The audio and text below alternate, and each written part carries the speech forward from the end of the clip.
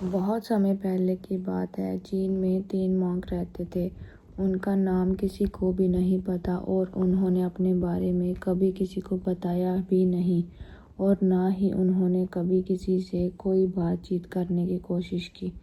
वे तीनों सिर्फ एक ही काम करते थे और जिस गांव में प्रवेश करते थे बाजार के बीचों बीच खड़े हो जाते थे और हंसना चालू कर देते और उनके अस्तित्व के साथ हंसते हुए अचानक लोगों का ध्यान उनकी तरफ खींचा चला आता और धीरे धीरे उनके चारों तरफ एक बड़ी भीड़ इकट्ठा हो जाती। वे इतनी एकाग्रता के साथ और संपूर्णता के साथ हंसते कि उनकी हंसी देखकर सारा गांव हंसने लग जाता।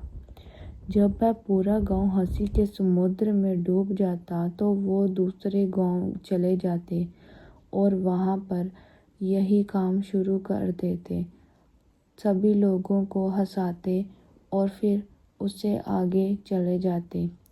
फिर वो तीनों इसी नाम से फेमस हो गए। लोग उनसे बहुत प्यार और सम्मान करते। उनके बाद कभी किसी ने ऐसा प्रचार नहीं किया था। जीवन में उनका केवल एक ही मकसद था कि हंसी खुशी से रहना चाहिए। ना ही किसी ने विशेष रूप से इनको कोई जानता था। जैसे कि उन्होंने ब्रह्मचारी को मजाक ही बना लिया हो और परमेश्वर को भी हंसी खुशी के साथ पा लिया हो। उन्होंने एक शब्द आनंद को इतना फैला दिया आज से पहले किसी ने न फैलाया था। लोग उनका नाम पूछते लेकिन वह हंसते तो उनका नाम बन गया 3 लाफिंग मॉन्क। वो इसी नाम से जाने जाते थे। वो भिक्षु घूम घूम कर सभी लोगों को हंसाते थे। अब वह तीनों बूढ़े हो चुके थे और एक रात जब एक गांव में ठहरे तो उन तीनों में से एक भिक्षु की मौत हो गई। पूरा गांव सदमे में डूब गया और बहुत उम्मीद कर रहा था कि जो उनके 2 दोस्त थे वो आज अवश्य रोएंगे, क्योंकि उन्होंने उनको कभी रोते हुए नहीं देखा था और ना ही वह कभी रोए। परंतु जब वे उनके पास आए तो वो रो नहीं रहे थे। जब सुबह होती तो वो हंसने लग गए जोर जोर से। ये देखकर गांव वाले उदास हो गए और उनसे कहने लगे कि आपका एक मित्र मर चुका है और आप उसकी मृत्यु पर क्यों खुश हो रहे हो। तो वे पहले तो चुप रहे, उसके बाद वे बोले कि हम इसकी मृत्यु पर इसलिए हंस रहे हैं क्योंकि इसने आज हमें हरा दिया है।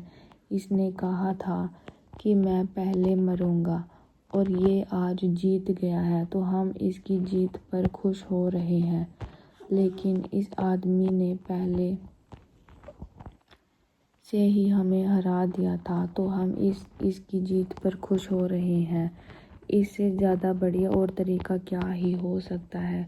लेकिन पूरा गांव उदास था। जब मृत्यु की भिक्षु की शरीर को अंतिम संस्कार के लिए चिता पर लेटाया गया तो सारे गांव वालों को एहसास हुआ कि शेष केवल मजाक नहीं कर रहे।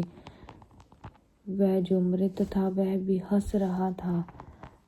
चीन में ये प्रथा थी कि जब इंसान की मृत्यु हो जाती थी तो उसके पुराने कपड़े उतार कर उसे नहला कर उसे नए कपड़े पहनाए जाते हैं।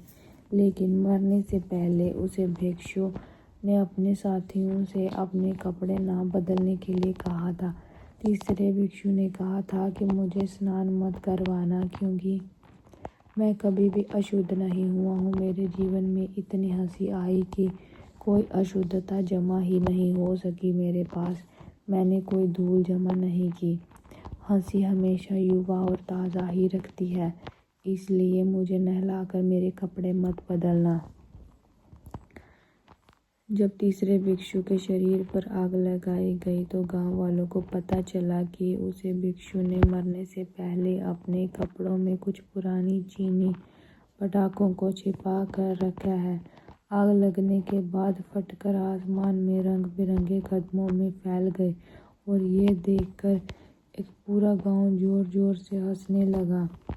तो इस तरह वो तीसरा मॉन्क मरने के बाद भी सारे गांव वालों को हंसा कर चला गया। और ये देखकर शेष दोनों भिक्षु ने कहा, चालाक आदमी तो मर चुके पर मरने के बाद भी तुम हमें फिर से हरा गए, क्योंकि वह जाता जाता पूरे गांव वालों के चेहरे पर